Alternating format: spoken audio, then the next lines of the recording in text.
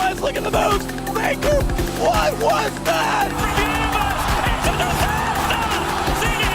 This is not FPL. This is a major.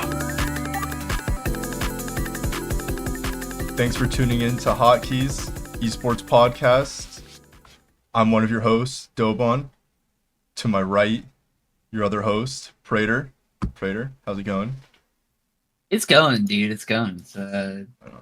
It's an interesting time. Yeah, we've got a pretty good spot that we're starting at here. Episode 1. We've just got out the International, and we're moving into Worlds, so 2 of the biggest tournaments in all of esports. And we're just barreling along. We've got bigger ones coming up.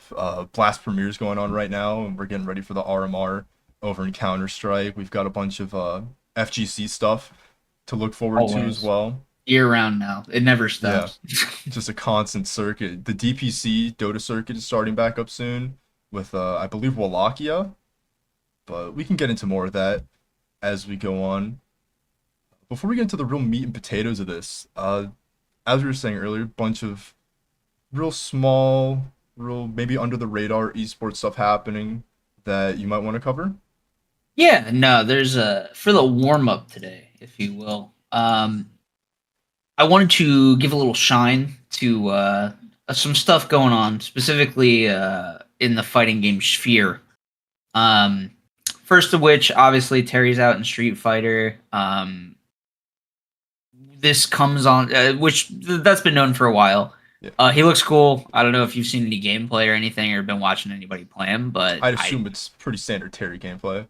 Crack shoot. Yeah, obviously, dude, crack shoot in a Street Fighter game is crazy. Like, conceptually, like, watching it happen and, like, what it did, it's so wild. Does Luke have, like, a crack shoot kind of thing? Not quite to the degree that Terry does, but yeah. I think I get what you're putting down. But yeah, just the, if you really get down to, like, there's a lot of, what I can appreciate about Terry from, like, a guest character standpoint in a fighting game, right, is they put a lot of love into making sure they were keeping true to, like, what he was from KOF, and even Fatal Fury, to be honest, like, not even just, like, KOF Terry, but, like, Fatal Fury Terry. Right. They even have, and this is, like, I've never played, I forget which King of Fighters, or maybe which Fatal Fury it is, but there was, like, a lane system, is what they called it, in one of the way older ones. Okay, so, yeah. He has a target combo that references lanes. Like, he literally jumps into the background, and you can do, like, a cross-up with it, where he, like, jumps to the other like side. Around the character and shit. That's like so that sick. And it's just like just really cool stuff like that.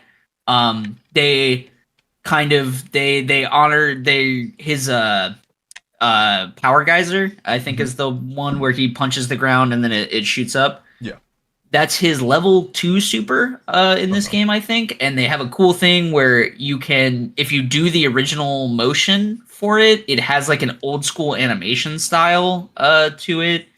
And then it also, like, he can, like, turn that super into 3 power geysers because you can spend more meter on it. Like I said, it's just a really well crafted character where it's not just like, okay, well, here's Terry, but he plays like a Street Fighter character. Like, they really went out of their way to craft him really into the game, but like really make him still himself. And it's cool. Yeah. And obviously they announced the TGS furthering this whole thing, which we've kind of been on this Capcom SNK like relationship for a little while now. Way back in EVO. A couple of years ago, they showed the artwork, right? Like, they had artwork exchange between each other. Yeah, there was that. And I mean, even mainly like EVO this year, right, where they just re-released SVC Chaos out of nowhere, where they were like, hey, we're really, we're re-putting it out there on modern, hardware, which was cool. I don't really think anyone's trying to play CVS Chaos, but it's cool. My Mars person's clean, man. And then we further on where they're like, okay, Terry and Meyer in Street Fighter, and it's like, oh, that's nuts. Obviously that's pretty crazy. The relationship continues, and now it's the TGS, Mark of the Wolves, or City of the Wolves, sorry, the next SNK fighting game. They've announced the DLC characters, confirmed DLC characters for that game. Ken and Chun-Li are both in City of the Wolves.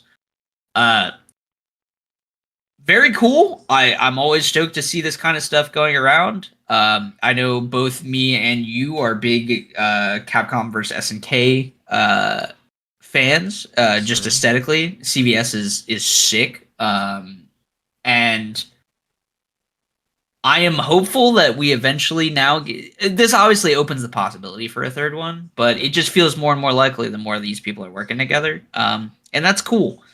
I also think they're way like Capcom is way more apt to do it when you have Project L looming and it's looking like the tag market is appealing to people again. So Tag market with um, grooves. Don't forget this has no, grooves in yeah, that game. So yeah, I mechanic so yeah. they borrowed from the CVS franchise. Mhm. No, it's cool. It's just really cool. It's been cool to see Terry. It's cool.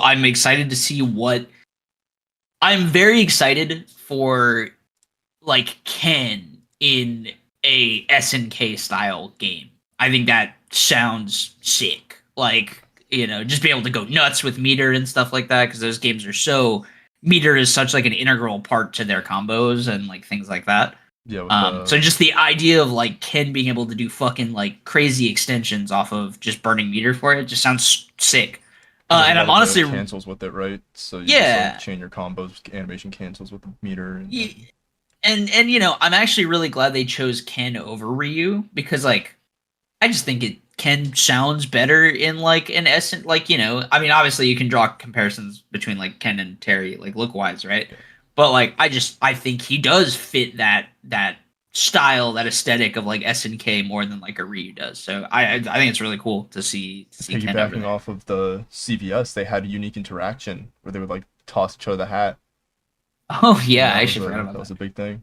So Oh, speaking of that, yeah, it's funny you mention that. I should say this going back to Terry in Street Fighter 6 and kind of the just how well he's like put together. Obviously they included both outfits, and so you've got like you have Garu Mark of the Wolves Terry where he's got the jacket but like no yeah, hat, and then you've got original Terry with the sleeveless jacket and the hat. oh, nice. His intro and his like win animation, right? Are he comes out, he like throws the hat. It's like I think it's an homage to his original win animation where he like throws the hat. Yeah, Obviously, he doesn't have the hat in the like the Mark of the Wolves or yeah Mark of the Wolves yeah, outfit. So they have literally changed the animation to where instead he throws his jacket off and like catches it. It's really cool. nice. Like they really went out of their way to make sure everything just like works and is just really put together well. It's a good package. No, right on. It's definitely how you want to see guest characters, I think, incorporated. So that's been cool. Outside of that, in the more esports focused tournament space, we got a really cool Red Bull event going on right now for Tekken 8. Red Bull Golden Letters literally started today out in London. It was an invitational that had a couple of qualifying spots. There was a couple of events that let people from different regions the winner would qualify in, but the rest of the spots were invite. Really fun. Red Bull, if you don't know, like Red Bull FGC space, they do a lot of Red Bull Kumite, and they do like stuff like this, Golden Letters and stuff. They're usually very high production events, which I can appreciate. Like they go out of their way to set up very cool stages and sets and like arenas for this stuff. Um, and some of them have like very fun and interesting ideas or like twists onto your traditional tournament, right? They're not trying to be a traditional tournament, considering they're like an invitational and stuff. Golden Letters has a very fun twist that I like that isn't too intrusive, but is like just a fun thing to keep an eye on, right? So standard format, it's Tekken 8, so every match 3 out of 5. So you win a set, three wins gives you the set. It starts out group format, so it was 4 groups, 5 players per group. Group A, you had Kane and Trench, AK, Arslan Ash, Sour Piggy, Yu. Group B was Nino, Speed Kicks, JDCR, Ayo Richie, and Gosan. Group C was Ulsan, Jod, Shonen, Joka, Anakin. And then Group D was CBM, Yagami, Tetsu, Sam Brother, and then Joey Fury. So the cool thing about Golden Letters that is interesting is for those who don't know in Tekken, when you win with a perfect, there's big golden letters that show up that say perfect, right? Yeah. There's also golden letters that if you win with I looked it up. If you win with 1% HP left, you get a great. Great appears in golden letters. So the reason that Red Bull Golden Letters is called that is obviously in homage to that, but it also plays a factor in the rule set. So it's a normal tournament. Like I said, you can win a set by winning 3 out of 5 games, best of 5. Or if you win 3 rounds with any combination of greats or perfects, you auto win the set immediately. Set just ends. Let's say you perfect someone 3 rounds in a row, set's over. You have golden letters rule, you move on. That's the end of the set, you win. It's fun, right? Yeah, it's cool. fun. It's super non-intrusive, but like if it happens, it's something you got to think about. During group stage, we had a couple of games where like they would have. I think the most I saw was someone was on 2. So no wins through like the golden letters rule, but like it's a factor. You have to think about it, where it's just like even if you're losing a round, it makes you at least be like, well, I should probably get 1 hit just so he's not gonna perfect me, like so he doesn't get one of those. Right.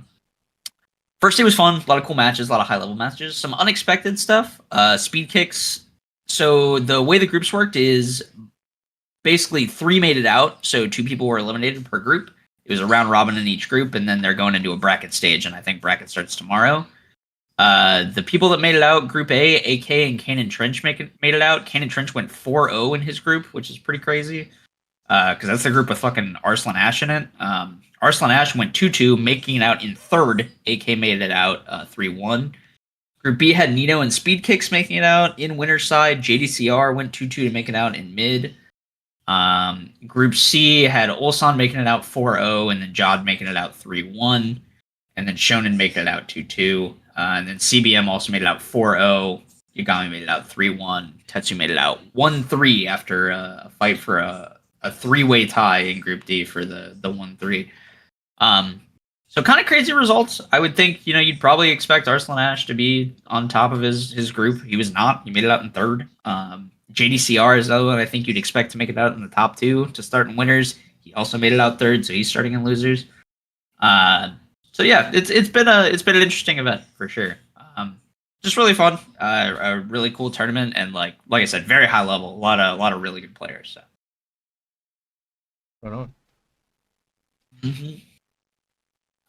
But yeah, I mean, I think that's it for the small stuff. So, where do you want to start for Worlds and the International? I think let's start off with the International. International's all said and done. Congratulations to Team Liquid, champions. In a just very decisive sweep over Gaming Gladiators. I did watch that finals match, and as a it was Gaming not fan, close. Heartbreaking to see it happen 2 years in a row. I was gonna say, as a fresh face to kind of watching this stuff, or at least watching it from like a team's perspective. I've now seen Gaimin hit finals pretty convincingly 2 years in a row, and then get their ass beat in the finals convincingly 2 years in a row. So it's an interesting pattern. We got EWC, and that's a fun True. storyline actually, because going into TI off of EWC, Gaimin had been undefeated against Team Liquid for like the entire DPC season. Okay. And so at EWC, they do the whole trophy crushing, and they put it into your like championship. Into your trophy, yeah. So they took I forgot the 3rd team, but it was Spirit and Liquid. Spirit because, they want revenge. Yeah. And we'll get more into Spirit's run at the International because that was a big ol' upset. And Liquid, and I quote Quinn saying, because it's funny. Because I haven't beaten them yet. And so that is pretty funny. Liquid put their money where their mouth is and just they beat them twice at TI, right? Because didn't they beat them in groups or the previous? Because they met earlier in bracket, right? So in semifinals, because they do the upper bracket and lower bracket as 2 separate. So really, Gaming got 5-0'd. I was gonna say, yeah. 0-2. 'Cause I remember they lost 0-2 in that one also. And then beat Tundra to go 0-3 in grand finals. Tragic.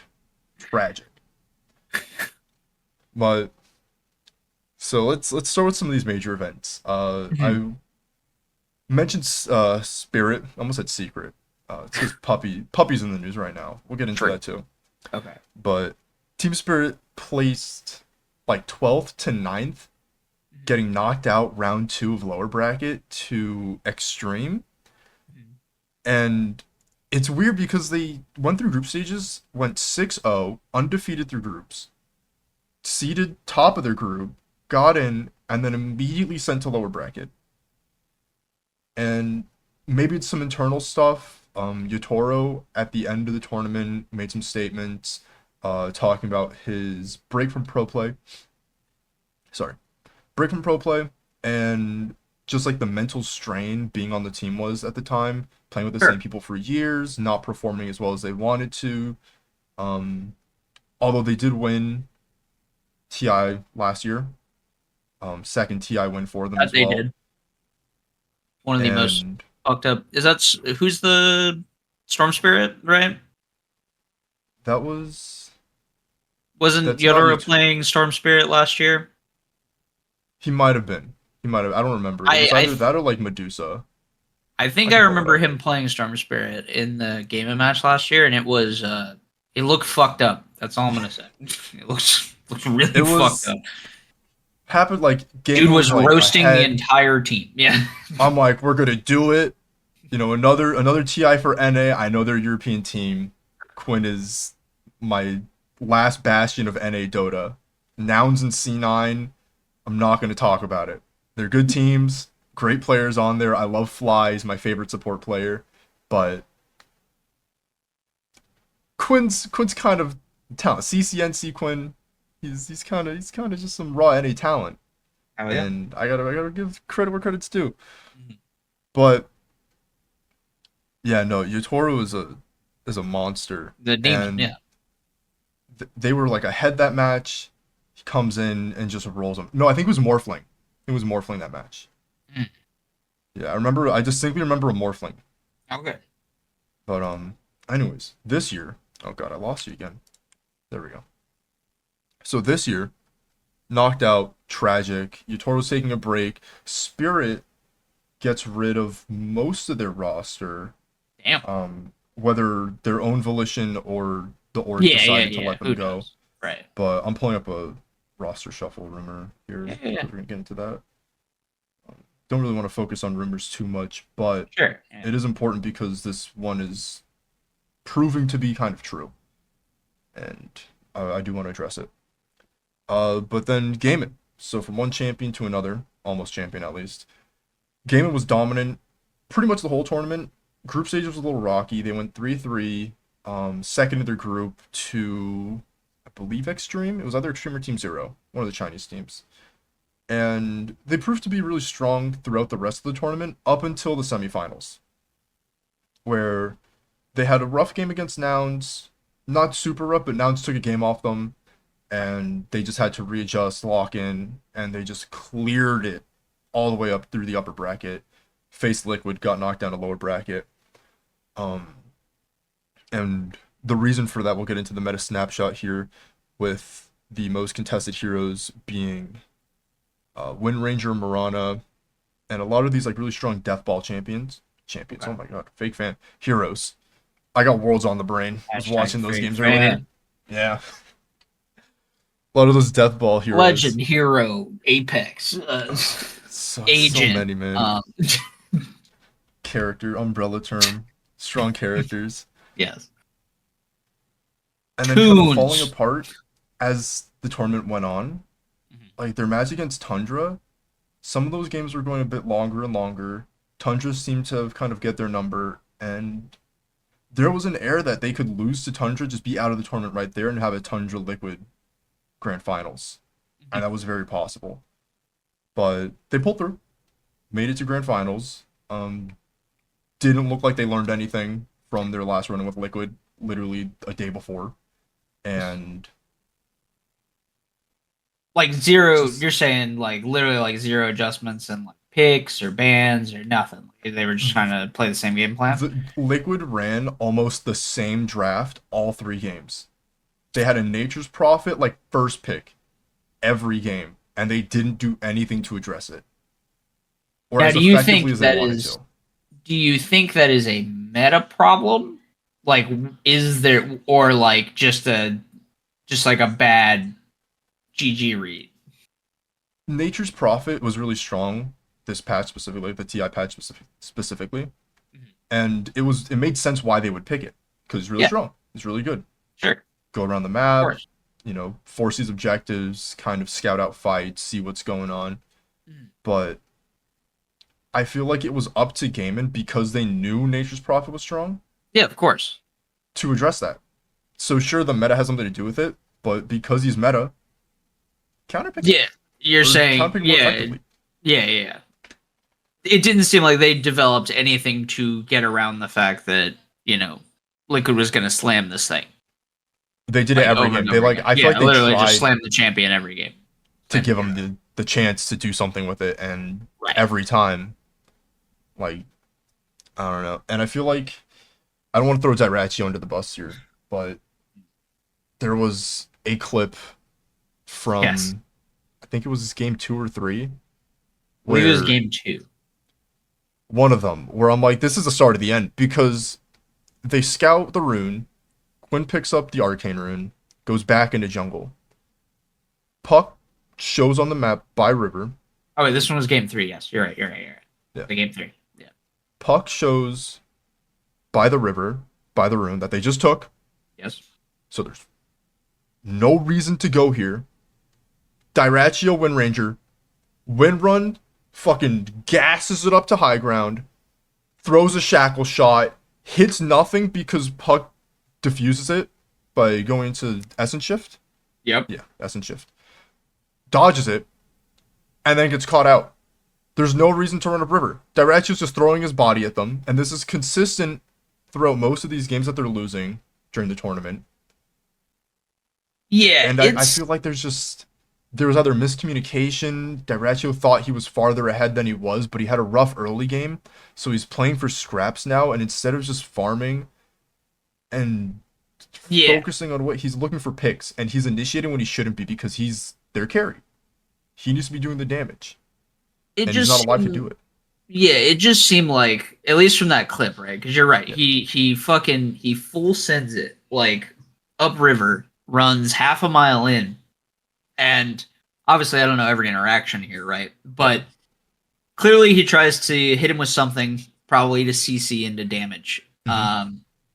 And like you said, just nothing. Like the puck completely is not disabled, is not CC'd, and in fact just immediately counter engages like the second later. Yeah. And then it was a thing where it's a two-pronged problem, right? Because if you look, obviously everyone gets drawn to the fight because he gets caught out. Liquid even responds faster on the counter engage to kill him than GG does. So it's like not only are you engaging on this champion that you probably have no business engaging on, but your team can't even back you up faster than their team can. So like, let's say you do catch the puck out. Can you kill him fast enough to not just get yourself blown up by his teammates? Like, I don't even know because it didn't look like I said, Liquid is way like a few seconds faster to that play than I think the rest of GG is, and in greater numbers. Like it's not even close. That was also the thing with Liquid's draft. They had tools to get there faster. Nature's Prophet could teleport in, and he did. He teleported behind them, got a pick on, I believe, the Mirana, who was disengaging. Mhm. Quinn gets out.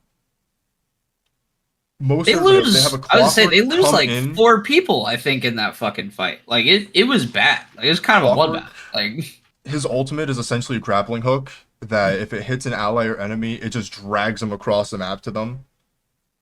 So Clockwork comes in. They have a Tusk snowball in, so they have a big stun. yep. Dream Coil from Puck. I don't remember if it was used, but they have that. Like they have options to start this fight, contain this fight, and the cogs came out from the clockwork, separating everybody else. Quinn had to jump over them to get in there, and then he's Right. playing these real tight corners against 4 other heroes.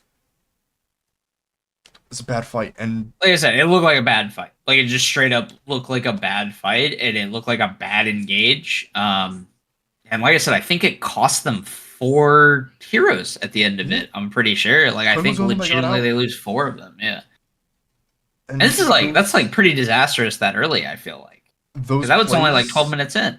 were happening pretty consistently throughout those 3 games, and even before like the rest of the tournament.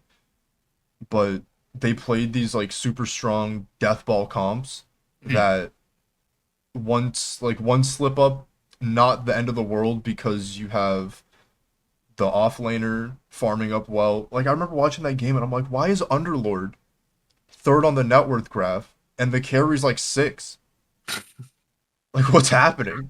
We're not blast hitting anymore. We decided not to CS.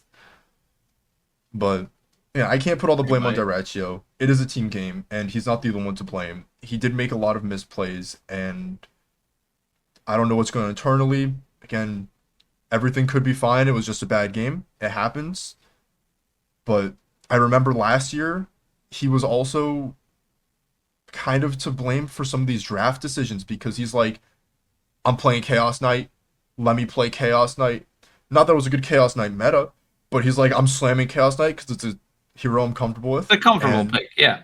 High pressure, playing you know, comfortable picks. high pressure game. Sure, play Which what is- you think you're good at. Sure, yeah. yeah. Play what you're good at, and it worked for him because he knows Right. what he's doing. He knows the ins and outs of that hero. Mhm. So it worked for him, but it forces the rest of the team into this position where it's like now we need to draft around Chaos Knight. this Yeah. Chaos Knight, and we can't always do that. Like there's certain situations where you're slamming Chaos Knight, even if the draft is full. We've drafted already. He's like, slam me Chaos Knight. So I feel like there's just a lot going on there, Right. and too much reliance on carry comfort picks and focus on the carry that the rest of the drafts kind of fell apart. And then going into the mid game with those drafts, that if you're not ahead and your carry's super far behind, you kind of just lose. Everything falls apart. That's how Liquid beat. Sorry, that's how Liquid beat them because they played a deathball comp that was just more consistent. Right. They And had it's just like better if you're not gonna like it's a comp that you're saying can't like if you're not gonna snowball a lead, right? If it just Yeah. gets too far behind, you don't really have the resources to come back into the game. Right. Right. Even what was it, their first set against Liquid? Derecho picked Dragon Knight. Dragon Knight carry. I'm like, what am I watching? Was this 2016? 2014? We're running Dragon Knight carry and hard losing? Like running it down? It's a pub? I was losing my mind. As a gaming fan, I was losing my mind. That's what I like to see, baby. But we'll transition this to the meta snapshot because Mhm. the Nature's Prophet, big point of contention here. And the most contested heroes of the tournament is a lot of them. Dota, as you know, has come to scene, has From what I Pretty know, vast hero most pools. of that roster is playable at any given time. So you can make a lot of things work. yeah. Famous no-tail quote. Yeah. But it's not always true, but it's mostly I true. mean, metas are metas, right? Like Yeah. they're like characters that There are things that I are know. objectively better. It's like just the math better, and you checks probably out will for it, play them so. or ban them more. Yeah. Mhm. But yeah, So- Dota famously more open than your typical League of Legends pro meta. I play Bard mid just out of protest. It's every time. You call it protest, I call it terrorism. That's all one and the same. Listen, Riot said it's a viable pick. No, it's not. Standing by that. They said it. I didn't say it. Okay. They said it. Okay. So we have Naga Siren, Yeah. Sand King, Shadow Demon, Wind Ranger, Doom, Monkey King, Puck, Enchantress, King's and back. Murano. Monkey King's back. Wow. And I think it's like 4-position Monkey King. It was like support Monkey King. Interesting. Yeah. I remember, was it you could probably tell me better. Wasn't he fucking busted when he first released? Yes. Yeah, like the 7.0 patch, Monkey King Yeah. came out. Everybody's like, what do I do with this hero? And then like a month later, He has like 70% lifesteal on a passive ability. He hits you three. He has a 3-hit passive. He's like a lead character. Yeah. 3-hit passive. He has a stun that reaches the length of the lane. Yeah, he was nuts. You play him any role. And his mobility was insane because of the tree jumping shit, right? just Where he jump just through like, trees. just appear and then You have essentially flying movement. Yeah. You can just bypass high ground. Yeah. It's nuts. The character was fucked up. But we saw a lot of Murana. Especially Yatoro's Murana was something standout, at least to me. He had a very good performance on that. And I think this is the first TI with facets, if I'm not mistaken. Maybe last year's was. But the Murana facet that gives her the sun stuff, I forget what it's called, like Sunbeam or something like that. Right. Was really strong and put Murana in a prime spot to be a position 1 carry. Or even mid lane, but mostly carry. We saw mostly carry. And just taking out creeps left and right. Super efficient at farming. And these rotates into fights, buffing your team. Just great character. Naga Siren, Sand King, super overtuned right now. Just huge AoE disables and damage. Sandstorm is fucked up. Call of the Siren is fucked up. Heals your team now. She has an ability where she like casts a fishing rod and she can like pull somebody in slowly. It's like a Bat Rider ult, just better. Like it's so much. Puck super strong. I love seeing Puck though. I play cool. Lord Puck. Puck is super sick. Dream Coil, great ult. Control the fight. I have like an affinity for Puck in a weird way because I played essentially the baby version of Puck in Heroes of the Storm, which is Brightwing. Yeah, so I have an affinity for Puck. Puck is fun. And just, I love when Puck is good. The teleport stuff's just cool, you know? Yeah, no, the ethereal jaunt to the orb is great. Great initiation, great escapes. Yeah. You essence shift out, you can either blink dagger away or teleport to your orb. Like, you have all these mix-ups. Great character just to play around with, move around the map. And you do a ton of damage. You have a silence that is also a dash. Sick mobility. Crazy damage. Giant CC game-altering ult. Love it. Perfect character. Goated. And those heroes transition into these 2 drafts that we saw, where we have a lot of the Eastern European teams, like namely BB Team, and I think One Win also did it. Shout out Team One Win though. Rookie year, first TI. A lot of cool players on that team. Great energy. They showed out. They didn't make it very far, but I'm excited to see where the rest of the roster goes. You like to see that new teams are making it to TI. Yeah. You know? Yeah. You definitely like to see that. I do get tired of seeing Thompson and everybody else there almost every year. So, but although I think Thompson hadn't made it in a while, so bad example. But let it be known, don't ever come back. Yeah. Well, he retired. So W. there we go. Sick. No, he started making videos on crazy off meta shit. Like, I love watching him play Runic mid. It's crazy. But yeah, they were running, the Eastern Europeans and Chinese were running these very slow, very like protect the president, 1 carry for kind of like support and utility heroes. The puppy comp. Do it again.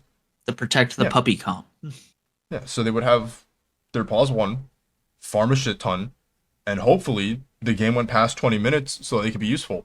But you look at all the games they're losing, all those games end at like 25 minutes, and it's like, well, my carry hits power spike, but we're in our base. Yeah, right, yeah. So well, that's doesn't really work. Yeah, that's also pretty like par for the course with Chinese Dota. The opposite of Chinese League, where they just like to sit around farm a bunch, maybe fight. Actually, no. Chinese league is very bloody. And There are they like to obviously fight. some teams that are outliers, right? But Yeah. yeah, Chinese teams are very fighty. Yeah. Yeah. Not in Dota. They hate fighting. Interesting. Yeah. There was the Score Esports, shout out the Score Esports, uh, put out a video, like a short, about a Dota game that went on for like 90 minutes. And it was like two Chinese teams. It was like IG versus DK from like a decade ago at this point. They were just big chillin'. Yeah, no, the first like team fight happened at like 40 minutes. Like the first like big team fight.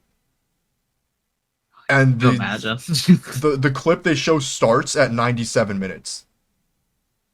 Yeah, And that's it happened on LAN. That happened live. People were there. that's wild. Dude. Yeah, it sucks. Can you imagine being that guy? Like being people in those crowds, just like what's Burning ended that game with like 900 CS. He had like 982 CS. That's brutal. Yeah, no, it's This nuts. is actually brutal. But yeah, they picked really strong agility heroes. BB Team had a really strong Medusa game, but took too long, got steamrolled. Ame on Extreme busted out his Faceless Void. Legendary pick for him. Legendary player. Got rolled because it takes too long, because you're playing Protect the President. C9, first of all, picking Terrorblade in this day and age, when Naga Siren is broken, when you have characters Not based. you make illusions that just get blown up. Sunder doesn't matter because everybody's just gonna disengage and heal and then come back, and now you don't have Sunder, and then you die. Tusk is there, so it's like, oh, I'm low, I'm gonna Sunder somebody, but I can't because I'm stunned, airborne, and getting crit down. I saw crit Earthshaker, not crit Earthshaker, mid Earthshaker. Mid Earthshaker this year? Like, what's good? Like, I don't know. Dota's on his head. Great time, though. Great time. So, they pick that versus Gaiman, famous this year for having what they called the zoo meta, where you pick like 5 heroes that all have summons. I think Dyrachia was playing like Broodmother and Lone Druid. Oh, so it's like it's literally is alluding to like Zoo, the card game. Yeah. Yeah, Like literally. you have like just again Yeah, Enchantress cards that is make more taking cards. units. Yeah. Fucking Chen, they picked a lot of Chen, who's picking That's up minions. Like Nature's Prophet is strong. He makes a minion or a bunch of them, depends on the facet. I think the big one was really popular this year too. You get one big treant, runs down a lane, beats the shit out of stuff. Nice. But yeah, they just pick that, and then you make a bunch of things, and you shove a lane, and they couldn't deal with it because it's like I kill all the units, and then I die to the heroes, or I try to kill a hero, and the units all kill me. Right. So it's like a creep wave, Enigma Eidolons, a Chen crit wolf, or they're not taking crit wolf, they're taking satyr. Enchantress, who's healing them all with her sprites. Broodmother is skittering around the tower with spiderlings, never taking any damage because she just heals it back all. It was too much to deal with. But Liquid, who ran a death ball of their own, the anti-death ball, or at least the anti-zoo death ball, where they were picking Nature's Prophet, Puck, and Wind Ranger. Nature's Prophet ults can kill a bunch of minions on the map at like once. It just chains across all of them, and things below a certain threshold just die. Right. Puck has a lot of AoE. Illusory Orb hits AoE. Big wave Waning clear. Rift hits AoE. The ult hits AoE. Yeah. You get extra like split attacks as a passive. Wind Ranger, whose power shot clears things really quickly because true damage. The ult now has an AoE facet, so you're hitting everything around you, so you're just clearing units. Right. The Tusk is really strong. He can box them in. Snowball hits everything. So they picked around the Zoo meta. They learned what it did, how to counter it, and Gaiman was sticking to what they knew. And going back to the Dyrachio thing, I think it's because he was just so comfortable playing those characters that they couldn't feel comfortable drafting out of it. And that's really what hindered them. Right. And ended up with them losing. So, coming off of Gaiman's dominance and Ultimate Fall, Liquid just chugging through the upper bracket, winning the tournament. A lot of legendary storylines there. 33 getting a win. Nisha, everybody playing super good. Not Nisha. And then clowning on the tournament in an interview. What happened? I said, and then he clowned on the tournament in an interview. I did see that interview about the prize pool. It's a PGL thing. That's another thing. PGL has been cucking us out of a good experience for TI for a while now. That's pretty funny. And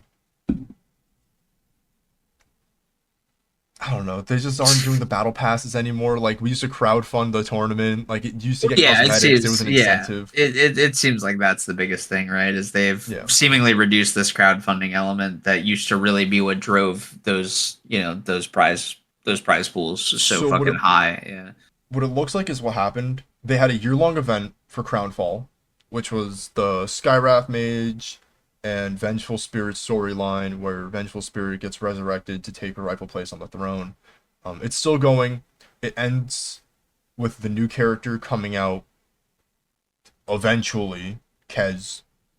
He's revealed at the end of the comic for Act 3, and then Act 4, when that starts, Kez will be out, and we'll get the ending to that storyline because Winter Wyvern shows up, and there's a whole bunch of lore nonsense that happens there, if Dota really had any. It's so decentral, it's weird. Hey, you got to do it somewhere. Yeah.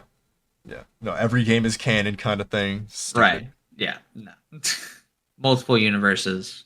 Yeah. You can blame Marvel. Like, yeah. Fair enough. But yeah, I lost my train of thought. Roster shuffle. Yeah. Post. We are post TI. Yeah. We're in a post TI world now. What's happening? Alliance, if I'm not mistaken, is making the return to Dota. That's cool. Because they didn't have them before. It was they had like a bunch of streamers. Apex. Yep. Rainbow. Really good Apex team. A like tier 2 Counter-Strike team. That's not a dig. It's they just play at EPL. Right. Not the other EPL. Not the S-tier EPL. They played at the European EPL. Yeah. Gotta do a better job of naming these tournaments. Yeah. They come back to Dota.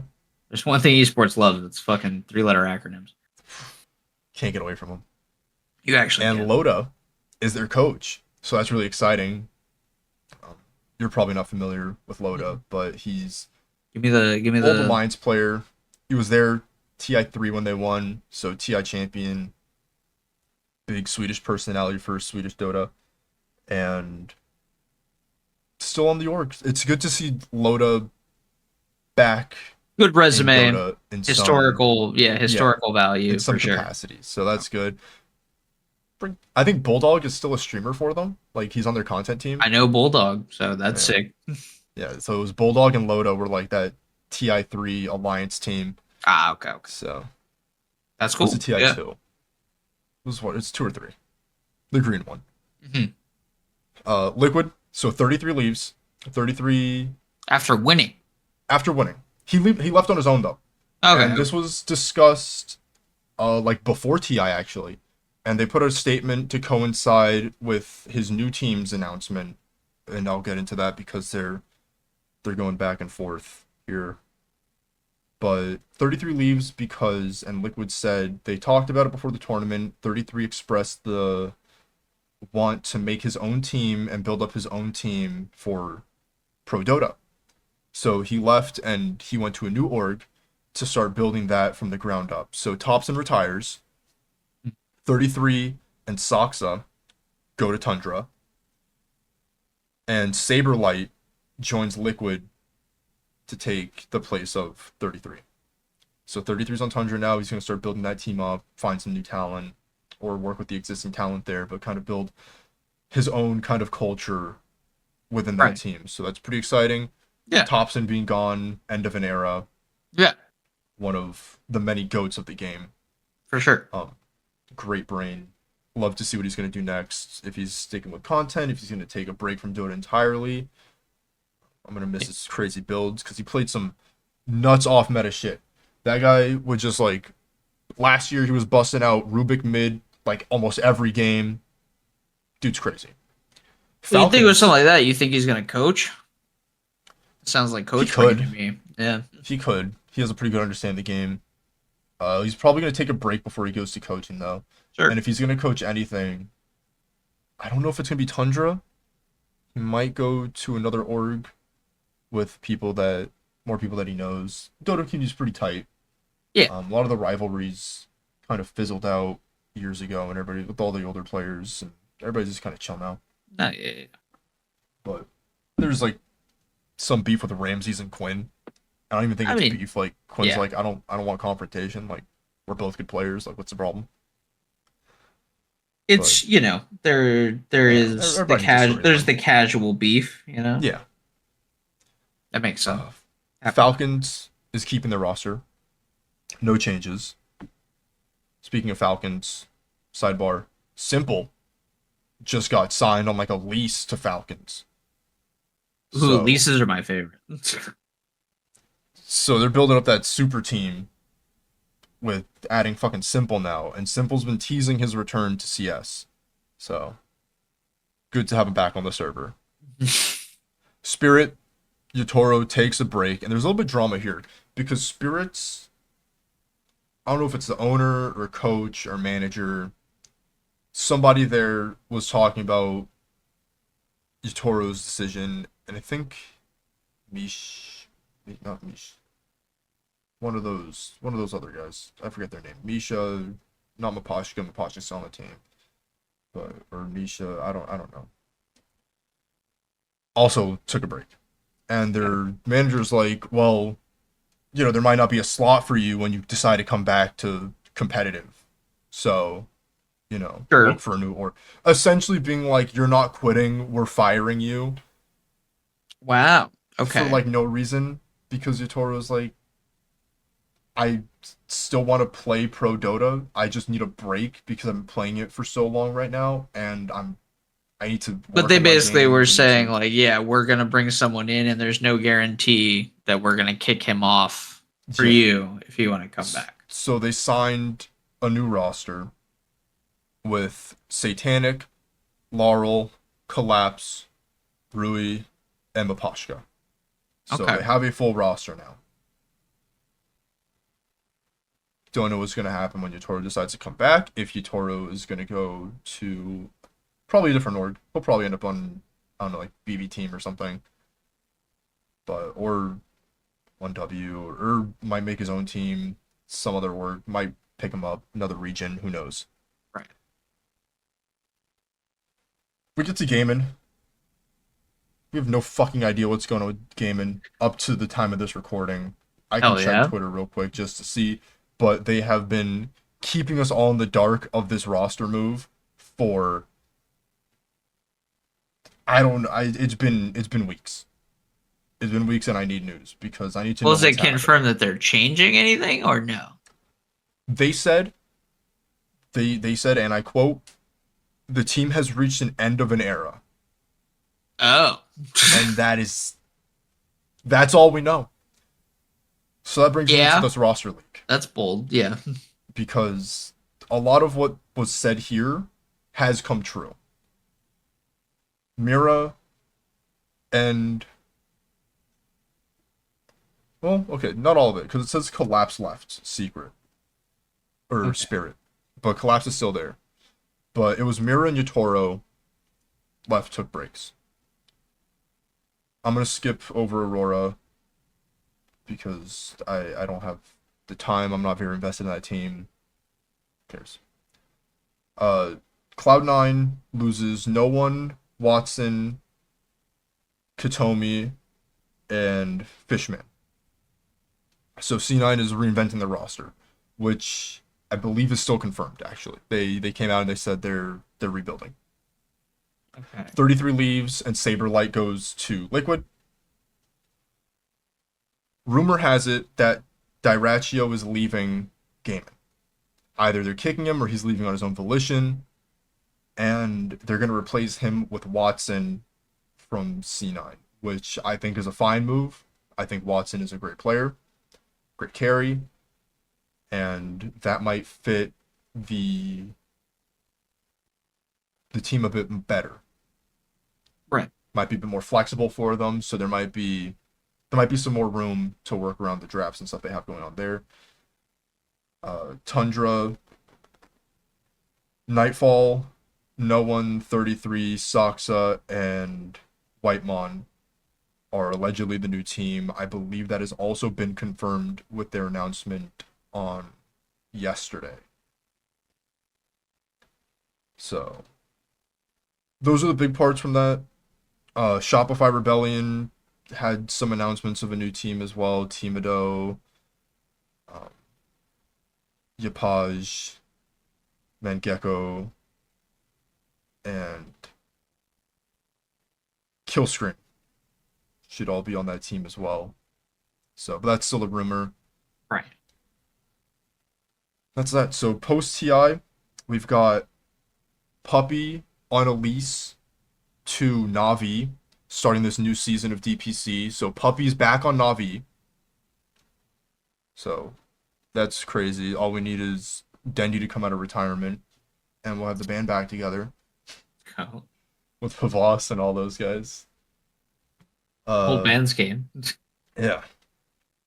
We've got first list of tournaments coming out. So like I said earlier, I think Walaki's the first one. So we'll be keeping updated on that when that rolls around. The Bet Boom Dacha qualifiers or invitationals are happening now. So teams are getting their invites. Everybody's getting organized for that. So Bet Boom Dacha will be happening soon. I'll stay up to date on that as well. And yeah, we're jumping back into the Dota season slowly, but it'll start ramping up as some of those major tournaments start happening. Yeah, I mean, you gotta have an off season.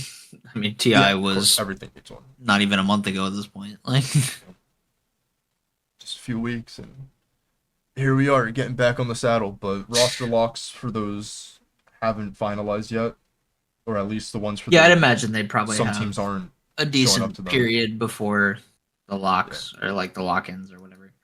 Wallachia is the biggest one, so they're gonna need to have a locked roster for that to start getting the DPC points, so that they can qualify for next year's international. Right. Yeah. And all that. But with all that being said, roster drama aside, going into new roster dramas, new game, new championship. And we're already in the progress of that one, so real time. What's going on with Worlds? Worlds is funny at the moment. So we're in play-ins, right? We haven't started Swiss stage. So this is basically where a couple of seeds. So North America's third seed. North America's third seed. LEC, which is Europe's third seed. And the minor regions, as they are called, basically compete to take up the last 4 spots that are available in Swiss stage. So going in, obviously, we have a World's Meta Shift, patch 14.18. Couple things, right? It changes up. The biggest significant change was a buff to mage items, specifically like Luden's Shadow Flame and like Storm Surge. Storm Surge is gross now. It's a really good item. Shadow Flame also pretty good. We also saw nerfs to Azir and Corki in mid. For pro play, Ivern was nerfed in jungle and Leona was nerfed in support, even though that Leona's still really good. She's still seeing a lot of play, and I don't expect her not to. MF got nerfed in the bot lane. Nasus mid got nerfed for this. Rel got nerfed. I think Zeri also got. They basically tried to end the ADC mid shit further by nerfing Smolder in mid. They nerfed Zeri in like every mid and bot, I think. Aurora is playable, and they nerfed her, I think, they nerfed her mid. I think they tried to push her into top, and that's from what she's being played in Worlds. It didn't work. She can still go top or mid. Buffs. Ari got buffed. Nar got buffed. Hui, Jarvan, Jax, Jace, Jinx, Lulu, Malphite, Samira, Shen, Viego, and Xin Zhao. So Rumble also got nerfed top lane. Pretty hard. A lot of people do not expect that champ to show up, although they have been showing up quite a bit in play-ins. I don't know how long that's going to hold into actual group stage. Moral of the story, though, we've entered a new meta where some control mages are back. You're seeing a lot of Orianna. You're seeing a lot of Syndra in the mid lane. You're seeing Nico show up in the mid lane. Mainly because Storm Surge is so fucking good, and most of those champions can abuse the fuck out of that item, and they probably build Shadow Flame too. You're seeing Ari, not only because she got buffed, but once again, buff on Luden's companion, also pretty good. You're seeing Hui in the top lane, a lot of Jax. It's a good champ. Guess what? Cassante is still the rock. If you got to blind pick something, Renekton is still very good in top. Slam either one of them. It's and the jungle meta, you're seeing J4, obviously, because if you're going to play Orianna, J4 is a great combination. You're seeing Nocturne show up, because Nocturne and Orianna is also a pretty good combination. Viego's showing up a little bit too if you want to carry jungler. You're still seeing Brand jungle. Brand can go mid now more reliably thanks to better mage items. Just all in all, I think it's definitely a change up from like the quirky Azir shit we were kind of back on, and the 17 ADCs in every lane.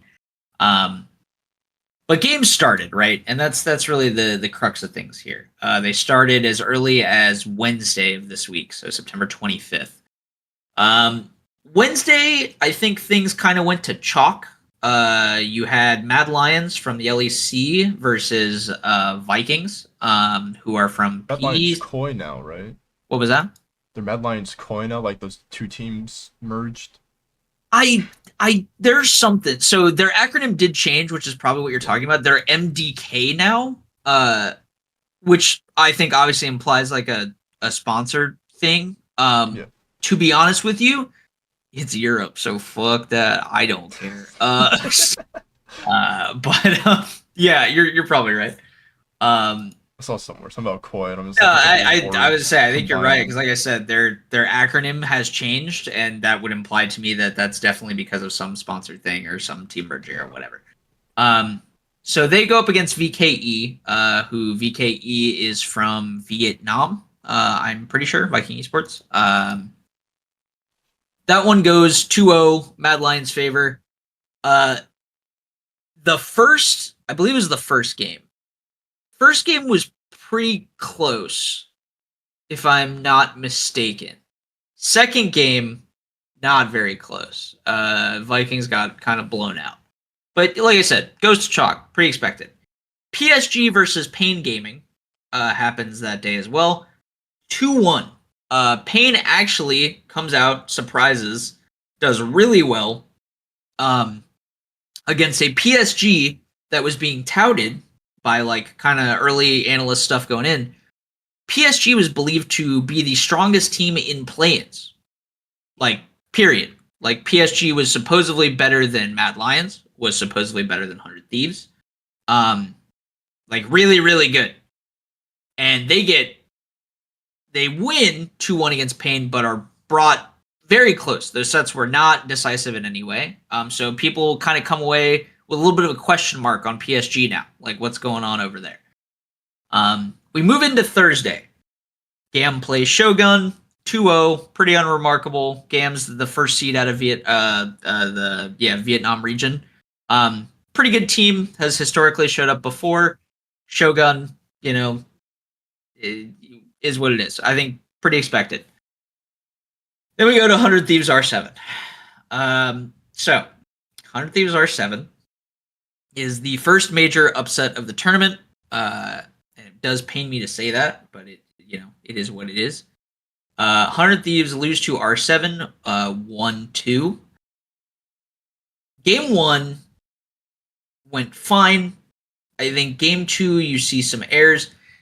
Game 3 is the one I really want to talk about because game 3 to me is like so strange. Quid picks Vex, which in this meta I think makes no sense. I get the idea. Like if you look at the drafting concept, got dashes. You've got a lot of movement. It's like here I can can pull up the fucking the draft for it. Because yes, could deal with it on paper. It makes a ton of sense. I'll be the first to admit it. So you're looking, so let's see. Pick ban for that game, right? You have on that side, you've got. Just trying to find the match list here. Yes. Yeah, so we're dealing with, right? It makes sense. So on R7 side, they pick Jax, Brand, no, sorry, that's the wrong game. So for this game, they have Renekton, Wukong, LeBlanc, Lucian, Nami. That is 4 out of 5 champions that will trigger Vex passive. Cool. In a world where Vex can deal fucking damage and play a lane, sounds great. That's not the world we live in. Like I said, love the idea. If Vex was a fucking champion, then it's a great comp. But she's not. And she doesn't do the damage necessary. She doesn't get to play out that lane against LeBlanc that well. And we proceed to go through that game. Let's see what Quid's, KDA at the end of that game was. If I remember correctly, it should be something in the market of 1-9-5. Jeez. Yeah. So obviously we can say, and I don't think Quid played. He didn't play great that game. I'm not gonna say he played great. I don't think Vex was helping his cause. He spent most of that game, by the way, 0-8. I don't even think he picked up that one kill until near the end in like a last team fight or something. Just bad. Not great. So they lose. It's an upset. Is what it is. And then we, fine. The format for play-ins this year is a little bit different. It's a double elimination bracket. So 100 Thieves are not eliminated. They go to the lower bracket and they can basically play their way out. And the whole idea is, 4 teams make it out of play-ins. So they're not done. They just have to go to the lower bracket and fight their way out through there. We move G next, right? Yeah. So right. We moved to yesterday where Mad Lions play against PSG and beat PSG. This further cements the idea that everyone is like, PSG looking a little rough. Not performing to the standard that people expected. So they go to the lower bracket, which obviously, like you said, 100 Thieves is going to face them tomorrow because 100 Thieves, we can spoil it now. Earlier today, 100 Thieves played Shogun. They blew them up. I think they interviewed Golden Glue afterwards, and he was talking about, I think he was saying that he thought that in the game against R7, some of their players were, call it tired from travel or whatever, but a little low energy. As to where going into today, they were feeling a lot better, and hey, they blew up Shogun 2-0. I don't really think any of those games were very close. Sniper was playing very well. Quid They gave Quid Yone, which is, if you know anything about LCS, pretty bad idea. Dude's very good on Yone, and he fucked him up. So kind of unremarkable, but it sets up. To him. That's Play that champion, man. That's a champion. It certainly is. Yeah, no. Yeah, not historically something you would give to 100 Thieves, at least in the LCS. But perhaps Shogun did not know that. Yeah, it didn't go well for them. Shogun are eliminated. PNG. So I think this is a. Oh, also GAM goes on to 2-0 R7 yesterday as well. So R7's in the lower bracket, opposite side though of 100 Thieves. Pain Gaming goes up against VKE. And so why is this significant? It is significant because right now we are seeing kind of we're seeing perhaps a historic, if they can get there, and it is possible currently, especially with Pain Gaming, coming up through the lower bracket, and R7 getting a win against 100 Thieves, the rise of South America in League of Legends. Historically, neither South America, South America, be it CBLOL or LLA, have actually made it to a play-in stage, or made it past play-in stage. Right. Pain Gaming beats VKE, so they're kind of on the cusp. They basically it is set up the grudge match of LLA versus CBLOL to make it into the Swiss stage. Literally, like one team from South America will get out now. It's guaranteed. But they are playing each other to get out. So pretty good stakes on that one. You have LLA versus CBLOL to get out of play-ins coming tomorrow. You've got 100 Thieves versus PSG tomorrow, which I hope 100 Thieves takes. It'd be nice. Yeah, I do think that would be kind of crazy considering PSG were so hyped coming into this, but hey. Yeah, just a bad game from 100 Thieves. It left a bad taste in my mouth that I would be more annoyed on if they didn't do so well today. I think Mad Lions have already made it out, and GAM have also already made it out with their 2-0s. So yeah, we are seeing the last two teams make it out tomorrow. I don't believe groups have been, the groups will be decided tomorrow, so we'll see which groups those four teams slot into. Let's see. I don't believe world groups have actually been fully put together. Yeah, they have not. That's what I thought. Yeah, so the pools are together and whatnot. But we'll see. We'll see how groups shake out. It's yeah, we just gotta hope that 100 of these can, I don't know, take it home tomorrow, which, like I said, I think it's possible. I don't think PSG look like they've been playing particularly well, and 100 Thieves looked a lot better today. Easy breezy 2-0. But I'm excited for the South American grudge match tomorrow, though, to make history for one of their two regions. Who do you have winning that? I think Pain look better than R7. Yeah. To be honest, I think Pain actually have really shown up and played some League of Legends. They stomped the shit out of Vikings today. They look really strong. Their mid laner looks really good. The thing about R7, right? I think R7 has been playing well. Their bot lane does decently. Their jungle is solid. Their mid laner's okay. They have Summit in the top lane. And if you know anything about Summit, he played in, I believe, Korean Challenger. I don't know he's a Korean player initially, but he's obviously moved around to a couple different regions. At one point, he was Korean Challenger. I believe he got recruited from there to be C9's top laner a couple of years ago. Was considered one of the best top laners in the league at the time. He's very good in lane. That was kind of the thing, or at least that was the hallmark of him in NA. Was Summit was extremely good in lane. He would always win lane. like usually predominantly. The problem was he had a really limited champion pool at the time, and historically, like I don't know why he just could never really bring it in team fights.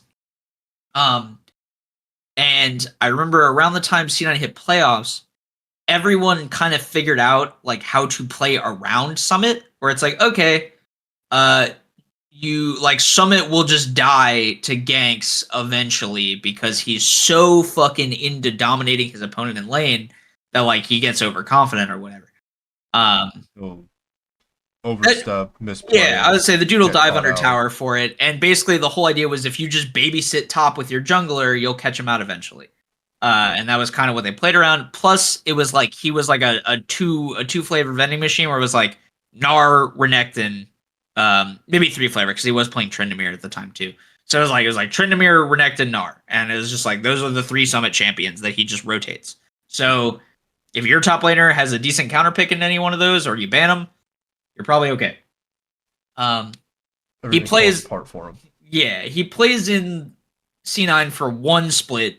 This is like one of the famous like perhaps a blemish on NA's import reputation, but a classic case that pissed people off.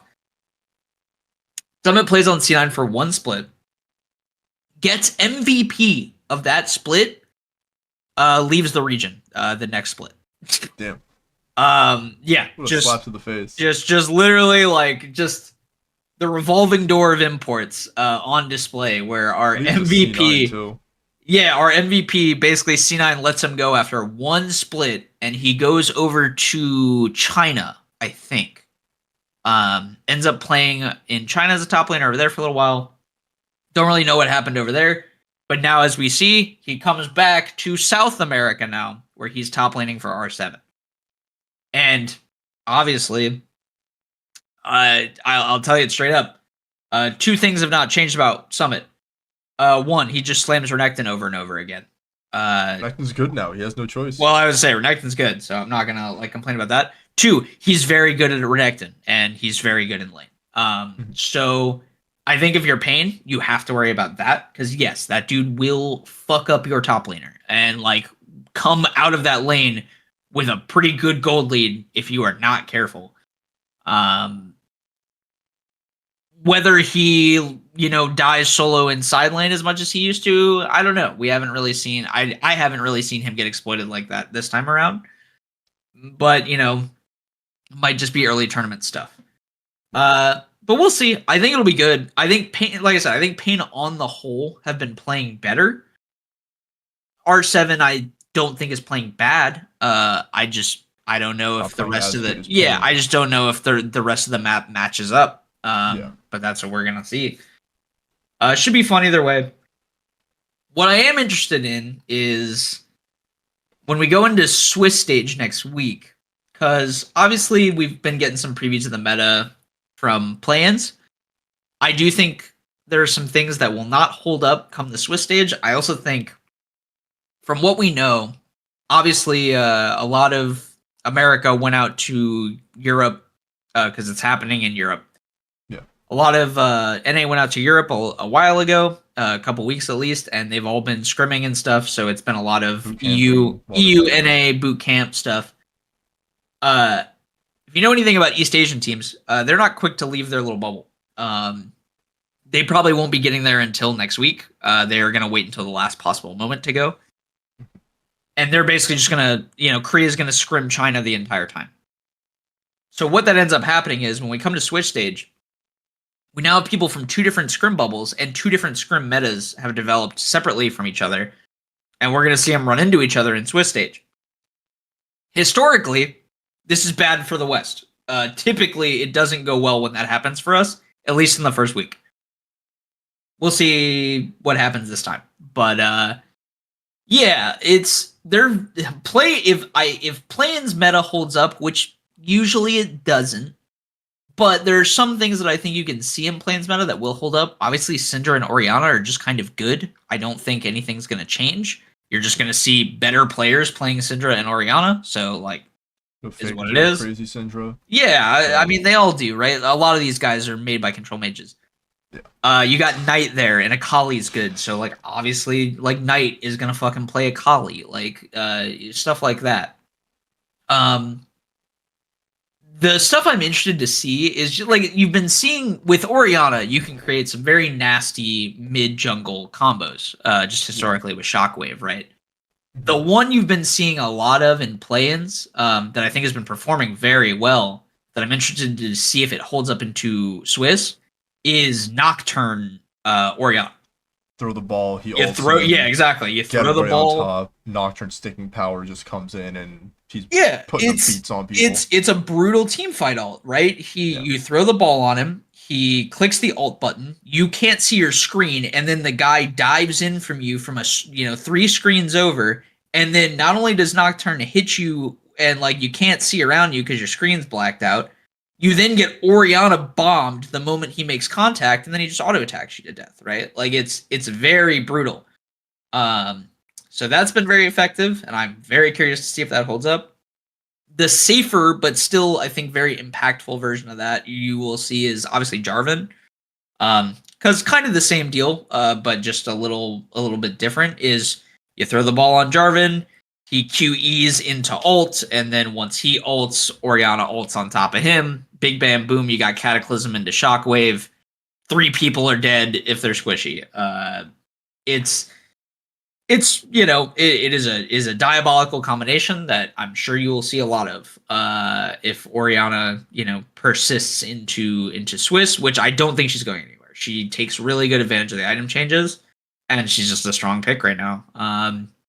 Syndra, I think, also is just a Storm Surge abuser and is pretty strong herself. So it should be an exciting mid lane. I think at the very least, I would say Kali is a fun pick. I think Syndra is a fun pick. I think Orianna is cool in team fights. The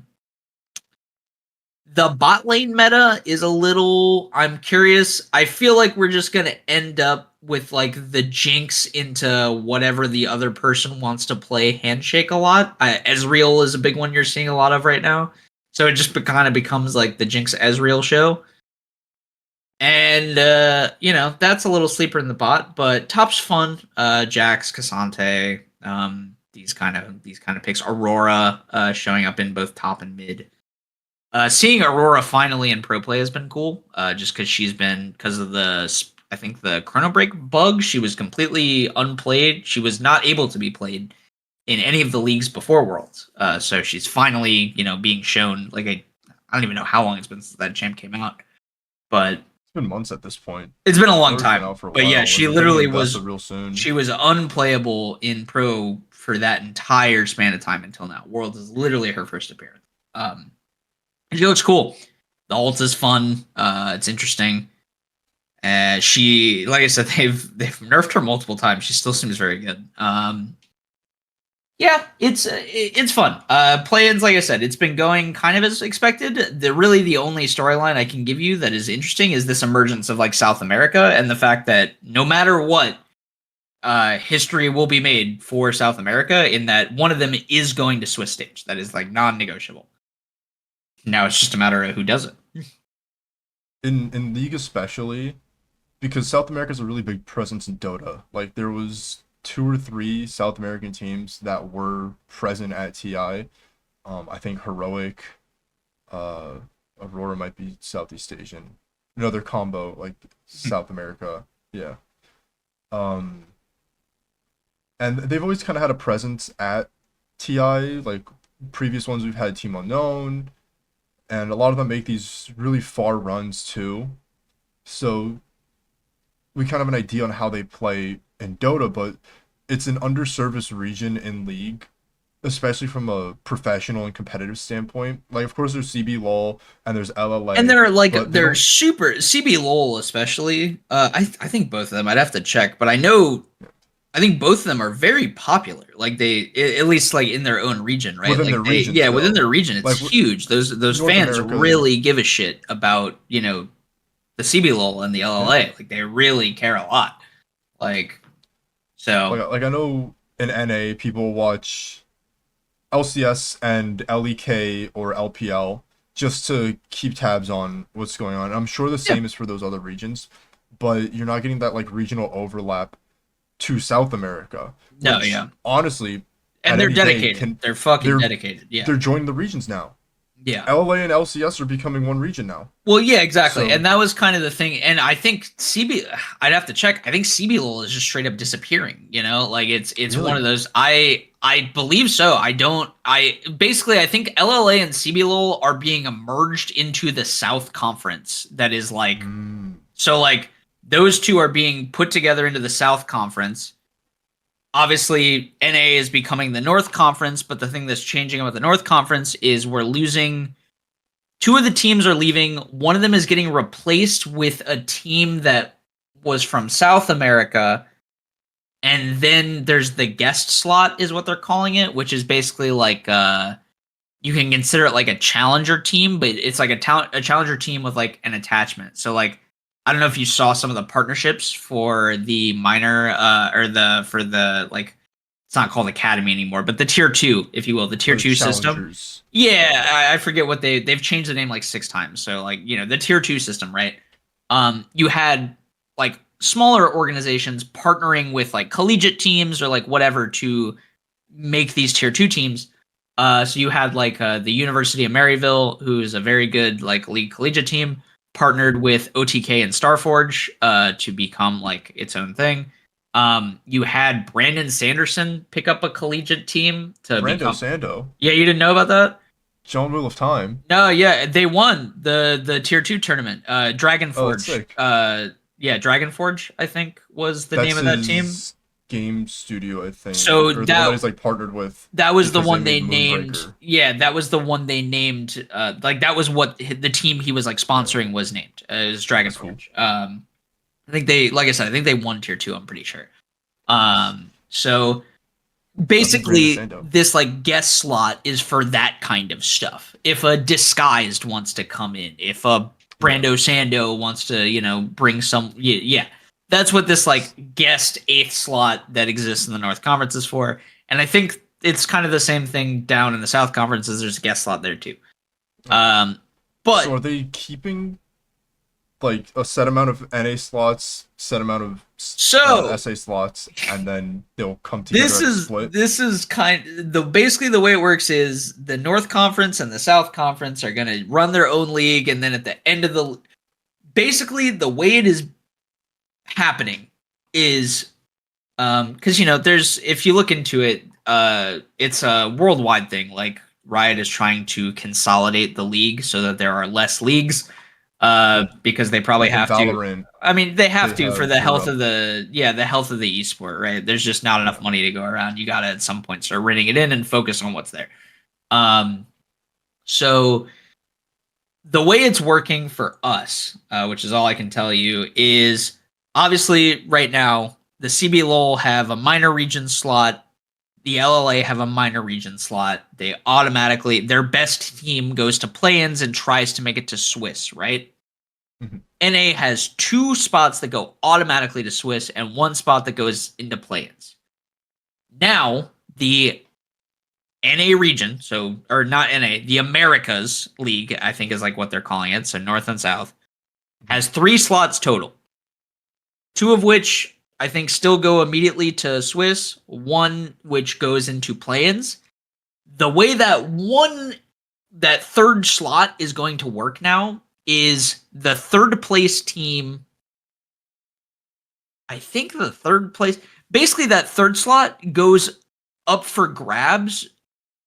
But basically there's going to be a match between the North and South Conference, and the winner takes that 3rd slot.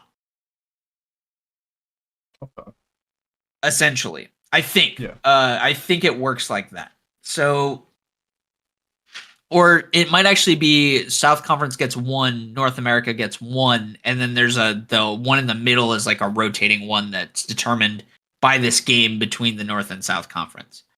So, effectively, NA loses 1 slot is kind of the long story short, because the South Conference is taking 1 slot. We can gain a slot by beating them, which, like, if you look at things right now, probably going to be the case, at least for a while. You know, this might level up their region. Who really knows? Yeah. But at least if you want to look at it. If things go to chalk, as they say, NA will get 2 slots. South America will get 1 slot. Going into Worlds going forward.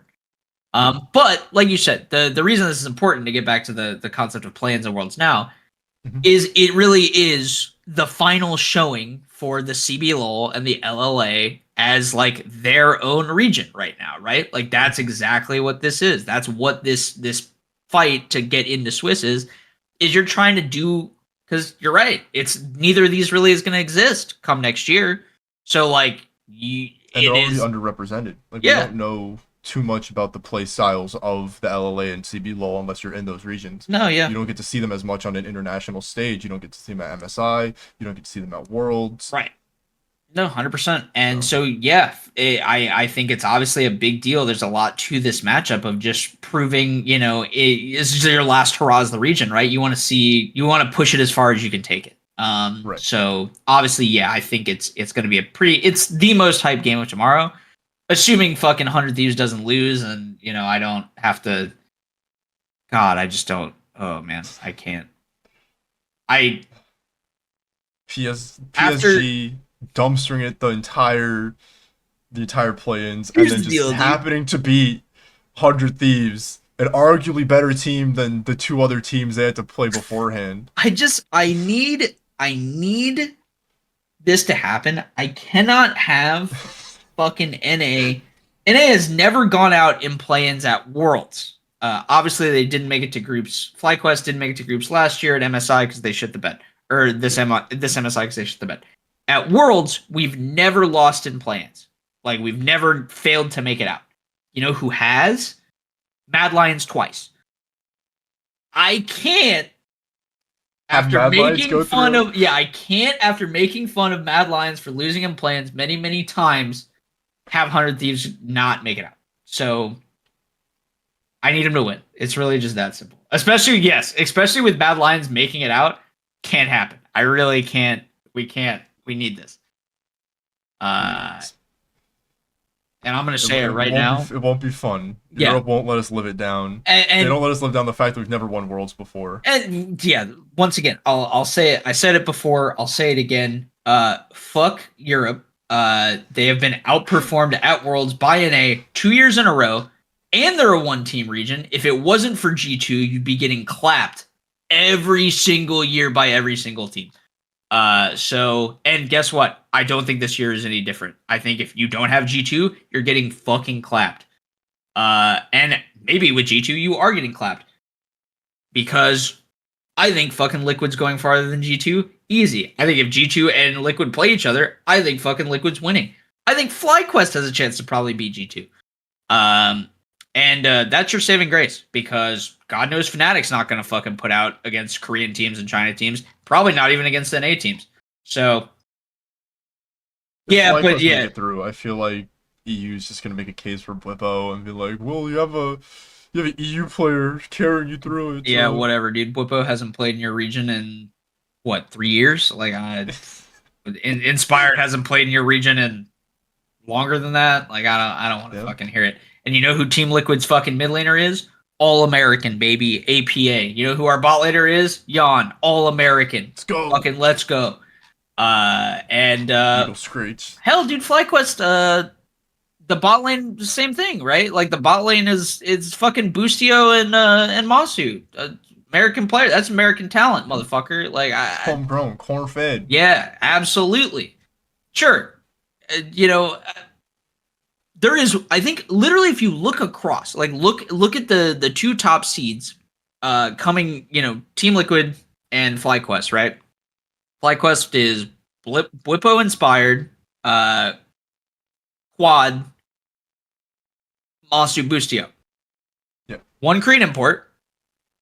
Inspired, who I think is still technically an import from Europe. Whippo, who's been long enough to, I think, be grandfathered, and he's not even an import anymore. I think he has a visa or like a green card. Inspired and Whippo haven't played in LEC in years. Quad is obviously new, and then 2 homegrown bot lane. Korea, or fucking Team Liquid, who everyone likes to call, like, Korean NA. APA is literally from the collegiate system, like as homegrown as you can get. Yon as homegrown as you can get.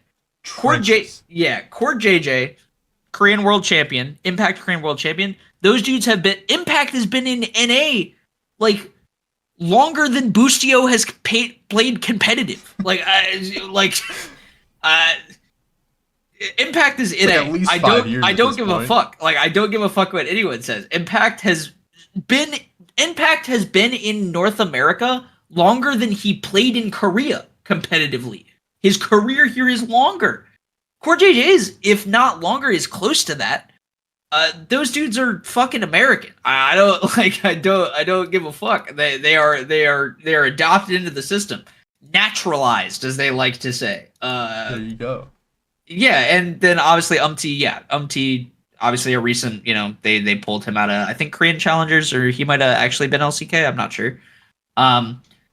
But yeah, fucking, I don't want to hear it. And when APA, an All-American mid laner, stomps your fucking whatever EU fucking mid laner you come to bring out, told you so. I don't know. Yeah, that's really it. I'm excited for Swiss stage. I'm excited for EU to make another excuse for why they are the better region when they're not, when they get their ass beat. And yeah, man, I just really need 100 Thieves to make it out. Thoughts and prayers for 100 Thieves. Big ups to South America. League. Yeah, I can't, as much as I want to be upset about the R7 thing. Cool for that region. I'm glad they're showing out. I hope they definitely need a win like that. Yeah, I hope for whoever makes it out. I hope they don't get bodied in groups, and I mean that like genuinely. I really hope they can make it out and at least perform a little up there. Obviously, you're punching way above your weight at that point, so no shame, no matter what. But like, yeah, I hope so.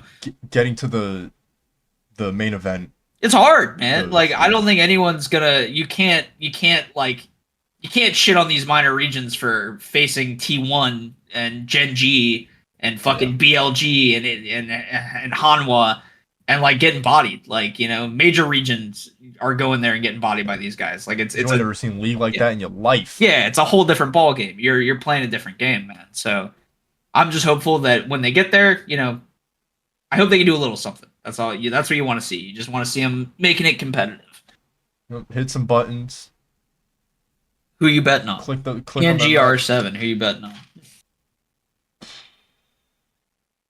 I gotta go. Are we Brazil or are we the rest of Latin America? I gotta go with Pain. I feel like Brazil as a region, CB LOL, has more of a presence internationally than the LLA does. Well, no, Pain. Yeah, well, Pain is CBL. Or CBL. Yeah, they are Brazil. Yeah. So CB LOL has shown out more. So would I like LA to win? Of course. I want representation there regardless. Right. But who's going to come out on top of that match? I do feel like it's Pain. I feel like Pain, two Korean imports. Again, Brazil being a region that has more of a presence on the international stage means that they have better development and better player resources to combat a lot of these larger teams and kind of understand the game better. That I think they're going to come out on top. Yeah, I think just the eye test, right? The eye test for me kind of leads me to the same conclusion. I just feel like Pain, you look at the way Pain has been playing against who they've been playing against too, and I just think they've been playing better. I mean, that's kind of the long short of it for me, is just like, yeah, I see Pain, and I feel like they've just been playing well against most of their opponents. As to our R7, I think like Kaine has been doing well in mid. Their like other Korean import, like Kaine has been solid for sure, and obviously Summit is Summit. But I just feel like if those two don't pop off, you don't see a lot from them. And I mean, if we're being honest, right? Like, if anyone is gonna nullify the Summit advantage, it's another Korean top laner, and like Weiser is that in Pain. So like, Who knows? And And not Teton's been Tony, going nuts so. in Pain. Like Pain's 80 carry. Teton's been going crazy, dude.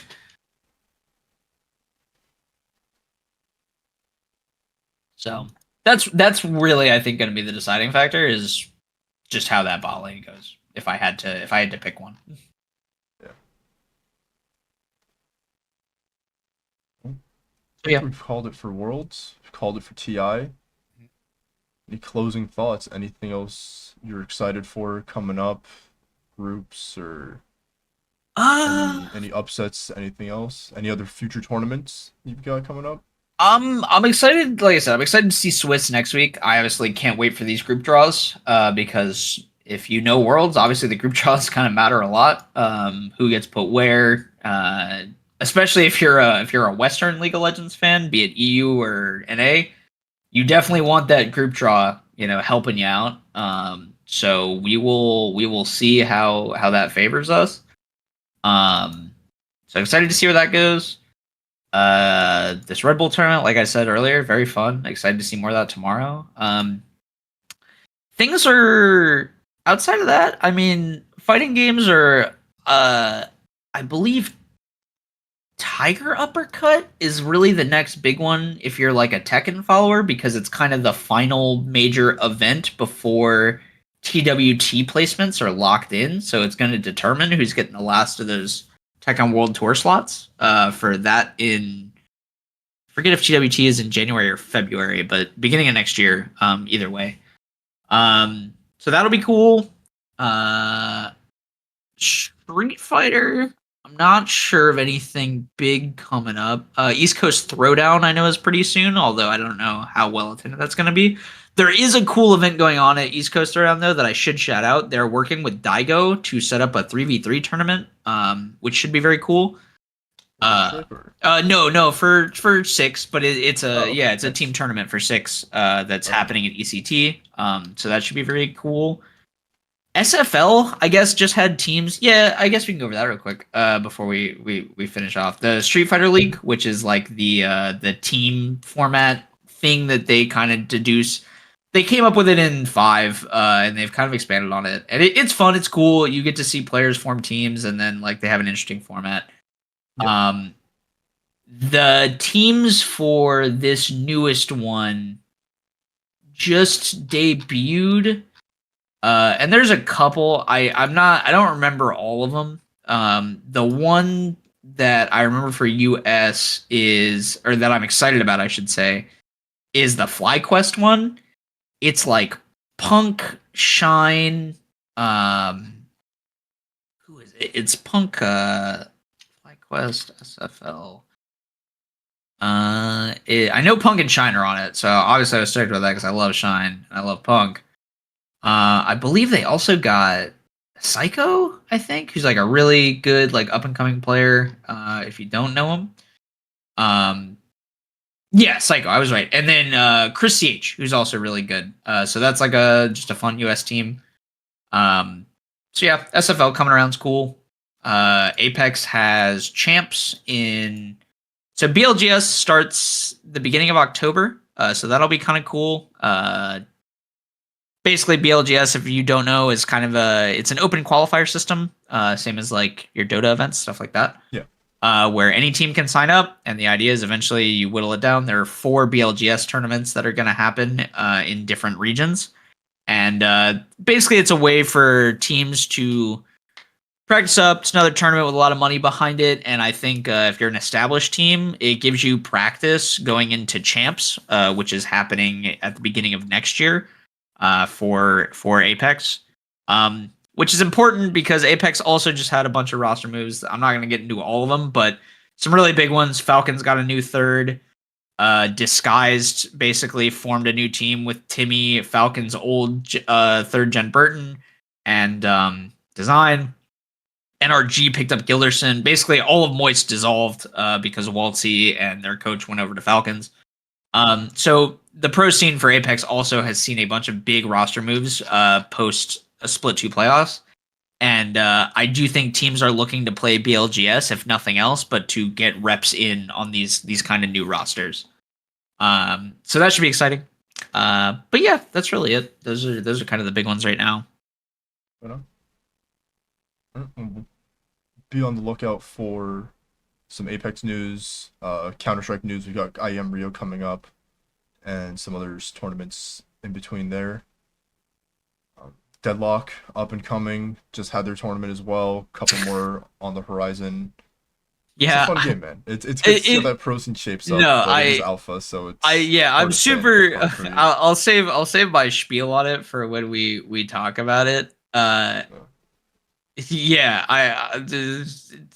wait for my further thoughts on it. But yes, the idea of a Deadlock Pro tournament is funny to me. We'll save that as a preview. But the game is fun. I do like it a lot. That's not that's yeah. So all the tier lists and everything coming out, and it's like this is like not gonna matter on full release. Literally, like I said, bro. Yeah, we'll talk about it then. But yeah. I have thoughts. As reservations. I have thoughts about putting out a Deadlock tier list in a fucking alpha patch. Yeah. It's getting heated. Yeah, we'll talk about it. Yeah, new characters coming out. He's out. Champion League, new hero in Dota. Oh, I thought you were talking about for Deadlock. I was gonna say Mirage is out. Yeah, I haven't even played him yet. He's out. Yeah. Some VCT stuff coming up. I know you hate Valorant. If anything, let this show convince me to not. But yeah, I'm down. If you want to talk VCT, we can talk VCT. I'll rope it into the Counter-Strike episode, just like how we did this one. There was a funny aside where my goat VTuber is retiring to not get too much into VTuber culture, pseudo retiring, if you will. But as one of her final streams for this week, she had a Valve marathon because she's goated and based, where she got all of the people in her company and her generation to play over the course of a day. She played CS2, Deadlock, Team Fortress 2, Gary's Mod, and Portal 2. It's just on Source. Huh? Gary's Mod isn't a Valve game. Yeah, well, you know what I'm saying. It might as well be. Yeah, it's just kind of funny that it's on that list. Yeah, it's by proxy a Valve game. Yes. But yes, so she had this Valve marathon where they played all of these games. And there's a running joke between her and another one of her gen mates where a long time ago they were playing, I think, Apex, and they were talking about Valorant. And one of her gen mates, or not one of her gen mates, but one of her company mates, friends, whatever, talked about, oh yeah, CS, it's like Valorant, but it's worse. And Ame took great offense to that. And they were playing CS, and at the end of the CS session, that same VTuber said, actually, this might be better than Valorant. And, all was right with the world in that moment. Let them be convinced. Yeah. Find the better game. Yeah, no. So, shout out to Amelia Watson for being based and correct in the Valorant versus CS argument. Very true. Both games have a space. One is better, and it's Counter-Strike. Yeah, Valorant might have a case if you literally just removed every ult in the game from the game, but that's another point. Yeah, we'll save that for that. Spectre Divide is out. That can be a whole thing as well. Yeah, with lots drops, coming up. But yeah, it's got a good foundation. Yeah, but lots with all to of talk that, about. A lot coming up. Esports has never been bigger, never been better, and we'll be back with the Worlds recap.